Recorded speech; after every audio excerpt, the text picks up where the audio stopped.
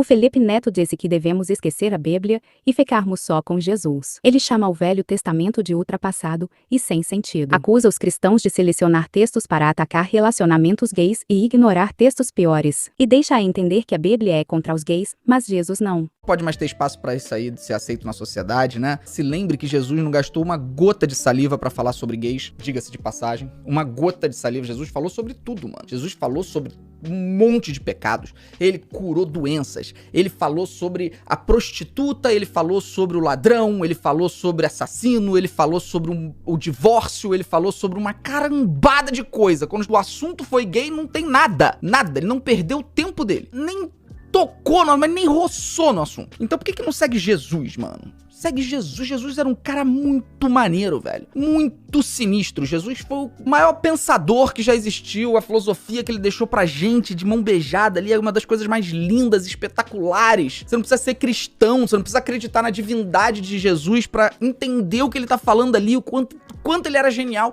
Por que tu não segue o que ele fala, brother? Pô, eu não sou cristão e sigo, velho. Eu não sou uma pessoa que segue os fundamentos religiosos do cristianismo e eu sigo, eu tento ao máximo seguir o que Jesus fala. E vários dos cristãos não olham o que Jesus fala e falam, não, pera aí, Jesus. Pera aí que tem um outro pedaço aqui em Levítico, que é muito mais importante que isso aí que você tá falando, Jesus. Fica quieto aí. E segue Levítico, pô, vai pro inferno, mano. Pelo amor de Deus. Segue Jesus, mano. Tu não é cristão? Segue o que Jesus fala. Porra, não é difícil não, cara. É só amar o outro como a ti mesmo. Ponto. Se você continuar a ler Levítico, você vai descobrir que o homem fazer a barba ou aparar a ponta dos cabelos também é condenável, tá? Igual, assim, é tipo errado e essa pessoa tá condenada. Também vai descobrir que se você se alimentar de qualquer animal com cascos, né, que tenha cascos nos pés, então carne de porco, carne de cavalo, carne de bode, cabra, enfim, você também vai ter cometido um pecado pesadíssimo aí, graças a Levítico. Tem Levítico. Você vai descobrir algumas falas de Paulo também no Novo Testamento, em cartas enviadas por Paulo, onde ele recomenda para uma cidade específica que as mulheres devem se calar na igreja. Elas não podem falar. E que se elas tiverem alguma dúvida, elas têm que perguntar para o marido dentro de casa. E elas também não podem ensinar. Mulheres não podem ensinar, tá? Eu acho que é curioso quando vocês pegam só os trechos da Bíblia que agradam a vocês. Então é muito fácil ler a Bíblia dessa forma, né? Você descarta aquilo que não é mais conveniente, aquilo que você considera errado. A Bíblia, por exemplo, ela ensina exatamente como você deve fazer caso você tenha uma filha e queira vendê-la como escrava. Você ignora essa parte bíblica? E por que você não ignora a parte de Levítico que fala de gay? Por que você escolhe qual que você vai ignorar e qual que você vai seguir? Eu vou repetir. Quer ser cristão? Siga Cristo. Mano, não é difícil. Foca no que Jesus veio ensinar pra gente, mano. Os ensinamentos de Jesus são incríveis. Tirando o que ele fala sobre divórcio, tudo é incrível. Por que vocês focam no porcaria de Levítico, mano? Por que fica voltando no Antigo Testamento, naquelas coisas ultrapassadas, completamente sem sentido nenhum de serem utilizadas no século XXI? Pra quê? Qual é a lógica por trás disso? Pra que usar a desculpa da tua religião pra segregar, matar, destruir, causar um mal, mano? Foca no que Jesus falou, é amor, cara. E, enfim, tem muita coisa que eu poderia ficar citando aqui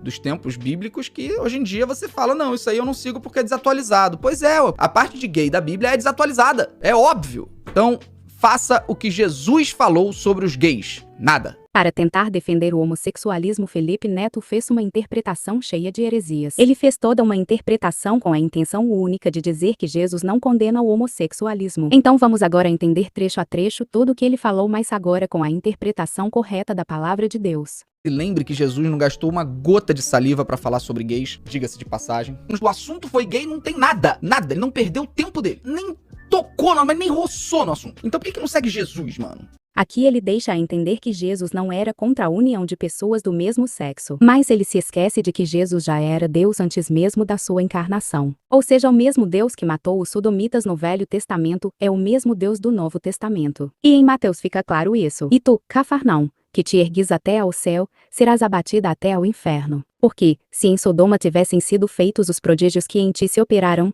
teria ela permanecido até hoje. Eu vos digo, porém, que haverá menos rigor para os de Sodoma, no dia do juízo, do que para ti. Aqui Jesus não só concordou com a condenação de Sodoma, que tinha o pecado do homossexualismo, como estendeu para Cafarnaum. Se você continuar a ler Levítico, você vai descobrir que o homem fazer a barba ou aparar a ponta dos cabelos também é condenável, tá? Igual, assim, é tipo errado e essa pessoa tá condenada. Também vai descobrir que se você se alimentar de qualquer animal com cascos, né, que tenha cascos nos pés, então carne de porco, carne de cavalo, carne de bode, cabra, enfim, você também vai ter cometido um pecado pesadíssimo aí, graças a Levítico, em Levítico. No Sermão da Montanha, Jesus disse não ter vindo para abolir a lei, mas para cumprir a lei, e assim estabelecer uma nova aliança. Com o surgimento da nova aliança, os mandamentos cerimonialistas foram abolidos. Fazer a barba, cortar cabelo, sacrifícios, vestimentas, comer animais com cascos, tudo isso se encaixa nas leis cerimoniais. Mas as leis morais sempre permaneceram desde os 10 mandamentos e outras, como por exemplo a imoralidade sexual que nunca foi abolida.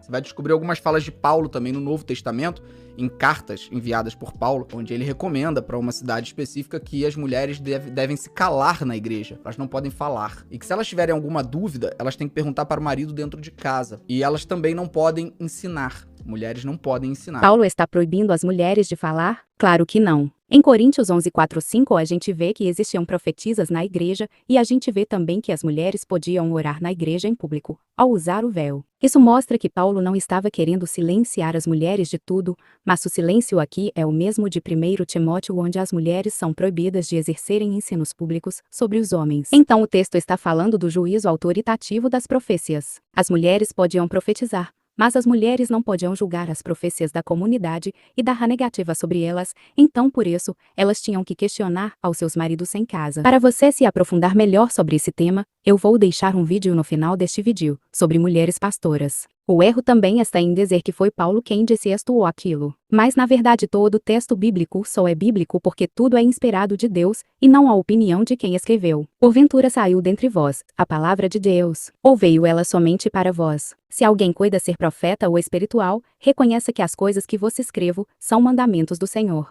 Vocês pegam só os trechos da Bíblia que agradam a vocês. Então é muito fácil ler a Bíblia dessa forma, né? Você descarta aquilo que não é mais conveniente, aquilo que você considera errado. Nesse trecho ele acusa os cristãos de fazerem o que ele mesmo faz.